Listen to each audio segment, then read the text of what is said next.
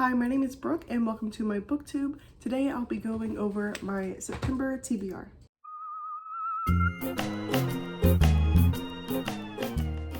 So I found myself going to different series this month, so I feel like I can't give you too much of like a background on what these stories are about, because if I read the blurb on the back of the book, I will spoil it for myself. But to be honest, these two series that I'm reading are very popular. There's a high chance that you've already read them.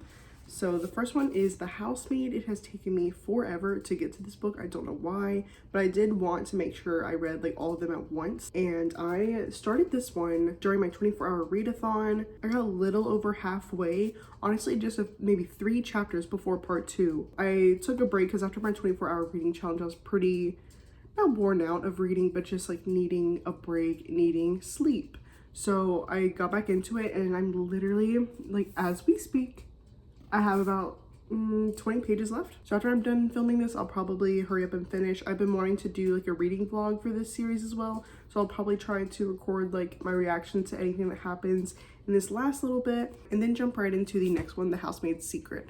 Again, I'm not gonna read the blurb because I don't want spoilers. But based off the blurb, all we know about this one so far is that there is a maid for the Winchesters and Nina is giving her a hard time, making it more difficult to clean, making her feel like she is just lying to herself, being gaslit the whole time. She almost becomes obsessed with this family, like what it would be to have Nina's life, Nina's husband. But when she tries on one of Nina's dresses, she finds out, and by the time she realizes her attic door only locks from the outside where she's staying within their home, it is too late. But the last part is, but I assure myself, the Winchesters don't know who I really am. They don't know what I'm capable of.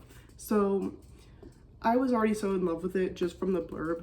But the second I read, like, most people know Frida McFadden books are really quick paced and easy to get fly through. I was probably honestly about here whenever I did my reading challenge. So I flew through the rest of it a few nights ago and I'm trying to finish up tonight. I do have a few other like videos to record today. I'm doing, like, this is my September TBR. I'm doing an October TBR. I went to like a Books and Brews event recently here in Orlando, and so I grabbed 3 books. I have them like already up here. I grabbed 3 books from that event, and so I want to kind of do a haul / giving all the local authors a lot of like highlight time and kind of just go through the experience of that event. But anyway, after I read those 2 housemaids, of course, I'm going to the final one, The Housemaid is Watching. Just based off like where we are in this one, I really have no idea like where we're going with this trilogy. I'm just not used to a lot of thrillers having sequels or like being a series.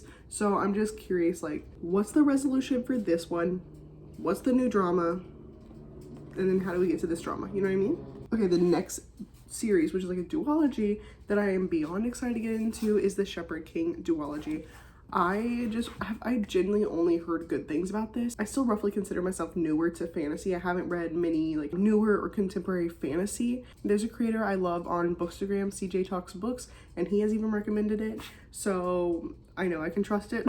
I'm just gonna read the blurb on the back because I feel like I can't do it justice in my own words. Elsbeth Spindle needs more than luck to stay safe in the eerie, mislocked kingdom of Blunder. She needs a monster. She calls him the Nightmare, an ancient, merciful spirit trapped in her head. He protects her, he keeps her secrets. But nothing comes for free, especially magic. When Elsbeth meets a mysterious highwayman on the forest road, her life takes a drastic turn. Thrust into a world of shadow and deception, she joins a dangerous quest to cure Blunder of the dark magic infecting it. Except the highwayman just so happens to be the king's own nephew, captain of the most dangerous men in Blunder, and guilty of high treason. Please, like, that sounds so good. Like, I just can't put into words like how exciting that is. I love that this duology is advertised as like a gothic fantasy. I absolutely love anything that is deemed gothic, like the architecture, literature. I just think it's very beautiful, and so I'm excited to like finally read a fantasy within that genre. I will say I'm almost nervous to read this duology because I'm afraid I'm going to become so in love with it and be so upset that I'm like finished and I can never re-experience it for the first time. So I feel like I'm just like hyping this up to myself so much as well. So hopefully it holds up to the hype that I've heard and like that I've built within myself. So yeah, I'll definitely be doing like a reading vlog for this as well and keeping y'all updated on how I feel throughout the duology and like picking a fave and just rating them in general. Can we also please note that this is Rachel Gillig's first book? Like, this is her debut and it was this good. Okay, so the last 2 books that I have on my list, This is not a series or a duology, but they are both by the same author. These were not meant to be on my September TBR, but whenever I dropped off Into the Sublime to the library to return it, I picked these up. So both of these are by Daka Herman, and the first one is Hide and Seeker, and the next one is Nightmare King. Again, these are not connected, unless they do connect it in the sense that it's like from the same world but different stories. I'm actually not sure, but as far as I know, they're like just standalone books. So Hide and Seeker, I did actually start this one, you can hardly tell. I just want to kind of check it out and see like how I was feeling about it. So in Hide and Seeker, everyone in the neighborhood's throwing a welcome home party for their friend Z, who has been missing for a year. To celebrate their kids, so they play a game of hide and seek, and something goes terribly wrong. They keep disappearing. One by one, these kids will disappear, and they're kind of drawn into this world where like all their nightmares have suddenly become real, and then they realize that is exactly where Z was hidden for a whole year. And now the only thing they can try to do is hide from the seeker.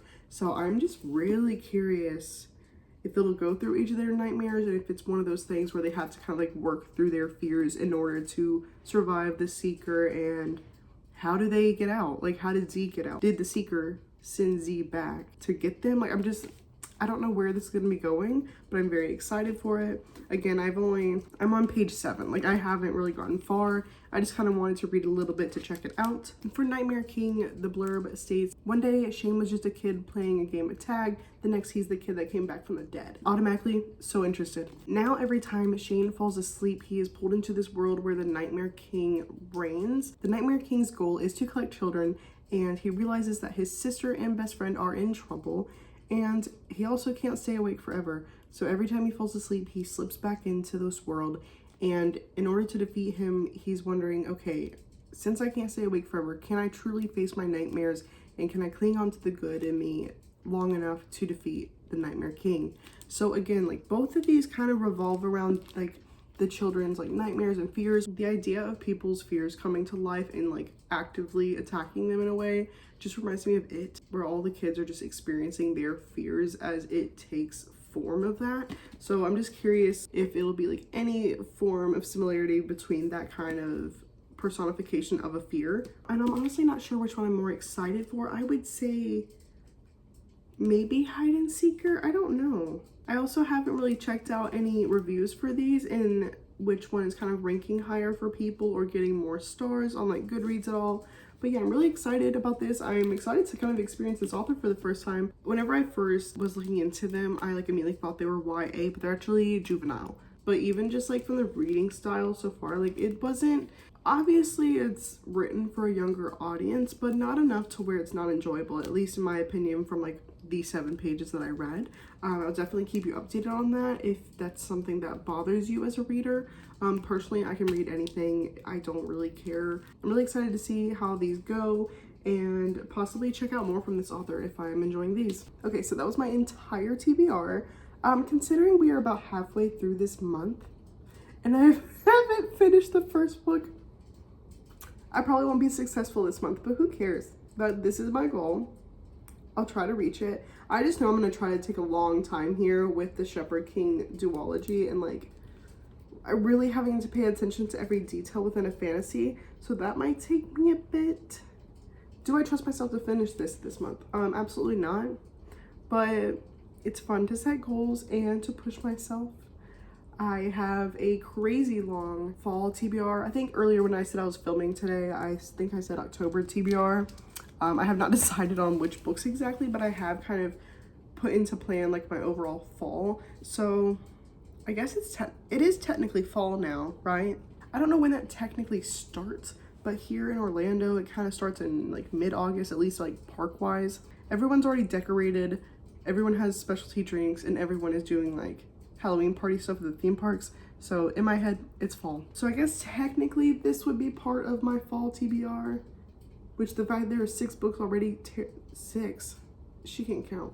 Anyway, the fact that there are already 7 books concerns me, and I just don't know how I think I'm gonna get this entire fall TBR this year. Anyway, thank you so much for watching. Let me know if you have any of these on your TBR. I know my friend Taylor at Taylor Actually Reads also has the Shepherd King duology on her TBR for this month. So we've already discussed that we will immediately talk to each other after we finish this duology and compare notes. I've been waiting to read these books for a long time. I'm excited to experience new authors. Yeah, I'll keep y'all updated. But again, thank you so much for watching. Bye.